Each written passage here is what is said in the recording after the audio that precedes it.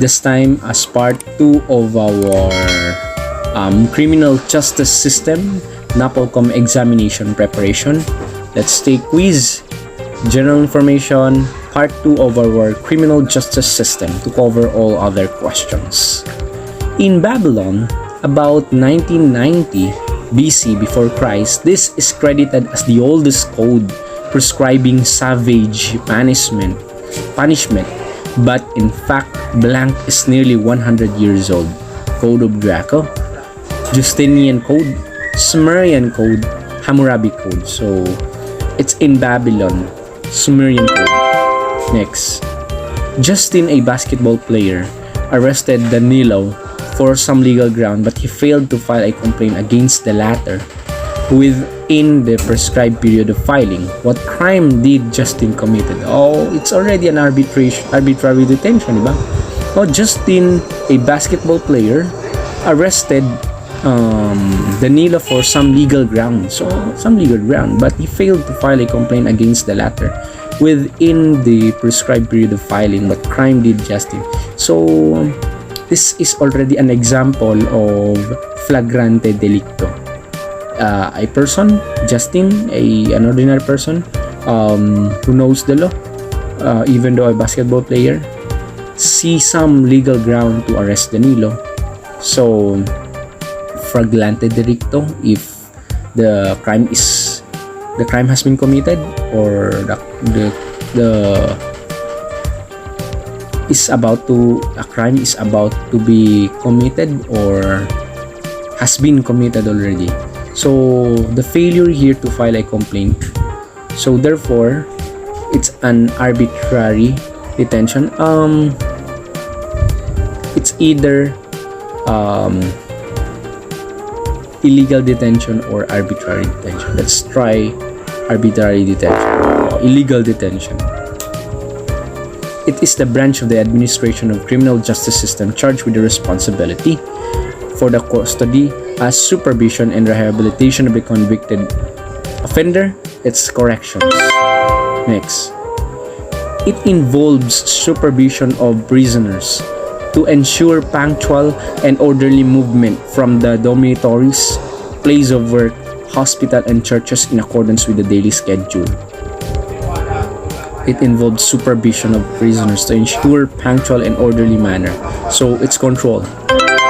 Next, which is a place of confinement for persons awaiting trial. So awaiting trial or court action where the convicted offenders serve short sentences or penalty of imprisonment. So this is now if a person or an accused is awaiting for the judgment of a trial court, therefore he will be placed under BJMP or jail.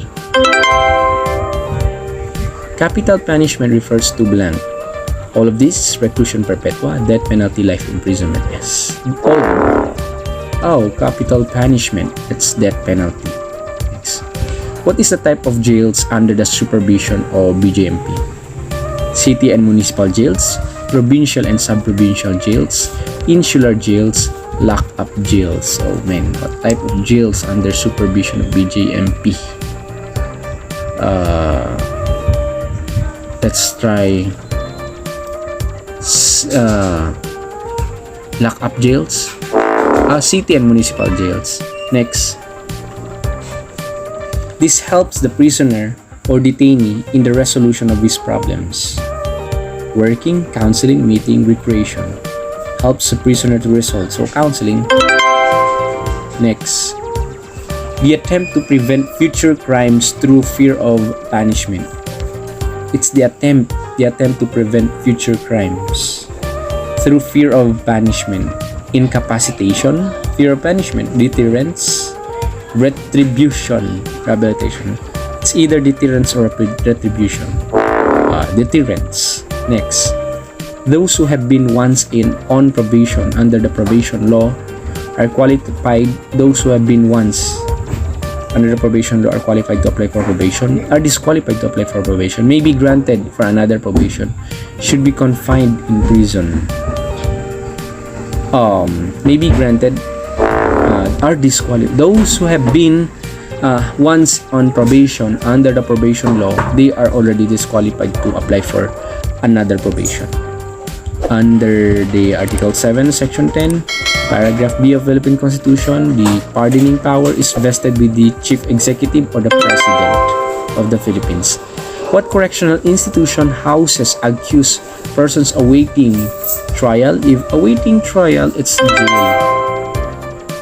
The New Bilibid, the NBP, the Correctional Institution for Women, CIW, Iwahig Prison and Penal Farm, and Sablayan Prison and Penal Farm are all under this agency, the Bureau of Corrections. Next, one who investigates for the court a referral for probation or supervises a probationer or both.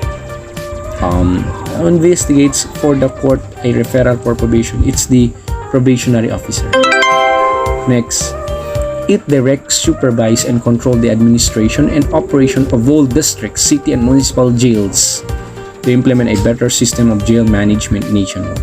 Obviously, it's Bureau of Jail Management and Penology, BJMP. A prison model which sought penitence. A prison model, hence the term penitentiaries, through total individual isolation and silence. It's either Pennsylvania prison model or the Auburn prison model. Let's try Pennsylvania prison model. It's the Pennsylvania prison model. It's a total individual silence and isolation. Miss Dixon was convicted for the crime of infanticide. Yes. After serving her sentence, she committed again the same crime. Miss Ina Dixon may be considered as a habitual delinquent. Habitual delinquent or recidivist rather. Not mentally retarded person, habitual delinquent. Cause a recidivist, it's recidivist. When an inmate is given a shakedown before admission, it means all of this. His commitment paper are delivered to record clerk. He has been examined for contraband. Shakedown, given a shakedown. He has taken the process of identification, record, and fingerprint photograph. Before admission, I think the process of identification, record, and fingerprint has been examined for contraband. Shakedown. Prisoners whose sentences are from 1 day to 6 months are 1 day to 6 months, it's municipal. Let's try municipal. Because for insular, it's more than 3 years to 6 years to capital punishment. That's insular. For provincial, from 6 months to 3 years provincial. So from 1 day to 6 months, let's try city, municipal prisoners. Under the rules, the chairman of the classification board and disciplinary board for jails should be assistant warden, custodial officer, warden, security officer. Chairman for classification board, I think it should be the chairman, warden, assistant. Good.